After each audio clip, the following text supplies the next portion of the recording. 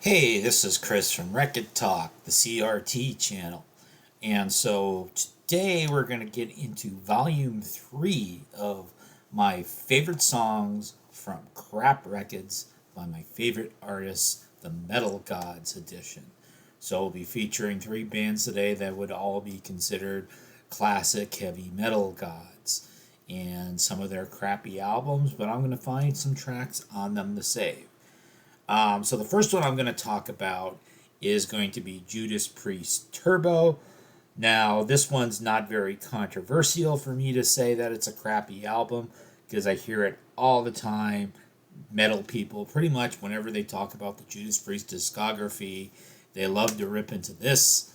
And so I was re listening to this recently.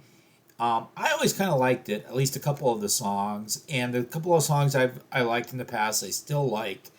The lead song "Turbo Lover" is a pretty cool song. I know it's got those synths, I know it's got those gated drums, all those '80s tropes that people don't like. But hey, but "Out in the Cold," which I believe, if you have the album version, I believe that's what leads off side two, is really one of Judas Priest's stronger songs. I mean, I know there's keyboards on it, but get over it. There's keyboards on it. Now, that being said, there's a lot of really embarrassing shit on this record. Private Property, Parental Guidance, Wild Nights, Hot and Crazy Days. I mean, there's a lot of just cringy, horrible lyrics on this. The lyrical quality of this record in general is awful, and it bugs me way more than the cheesy synths and the gated drums. Okay, so the next one I'm going to talk about is going to be the only one of the 3 I own on vinyl, so it's going to be Black Sabbath Born Again. So you've got Martin Popoff's Red Devil Baby Child on the cover. And so it's almost a reunited version because this was after Dio left and Bill Ward came back.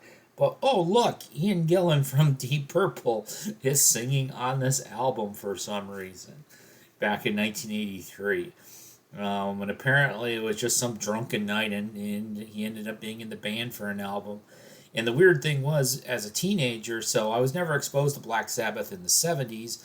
I had young parents and I heard like Led Zeppelin and that sort of stuff, but they didn't go for like Sabbath or Deep Purple or any of those bands. So, and I didn't have older brothers like some of my friends did. So this was actually the first Black Sabbath record I ever bought.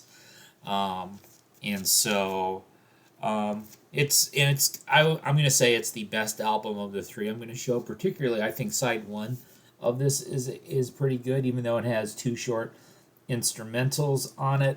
But Disturbing the Priest and Zero the Hero in particular, I think are the 2 strongest tracks on this particular album.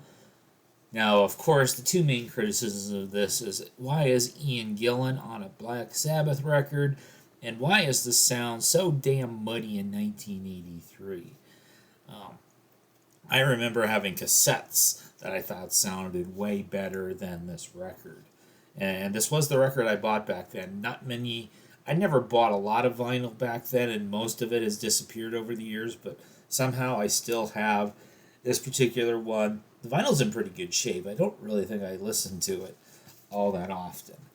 And then the third and final one I'm going to show. This is the one that I'm going to, in the words of Martin Popoff, I'm going to catch heck for, because I know this is a beloved album from a beloved band, and I ranked the discography of this band, and I put this album near the bottom.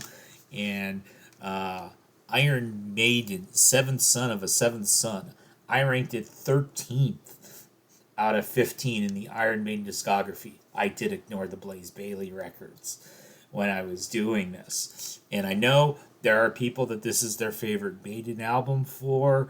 So this was 1988.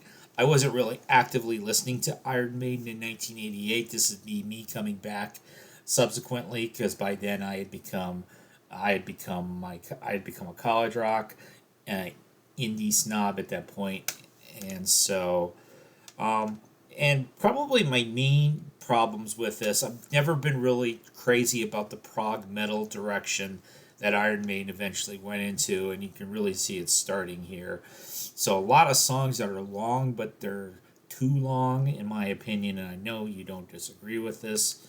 They don't agree with this. Probably the two most notable songs on this album are Can I Play with Madness and The Evil That Men Do.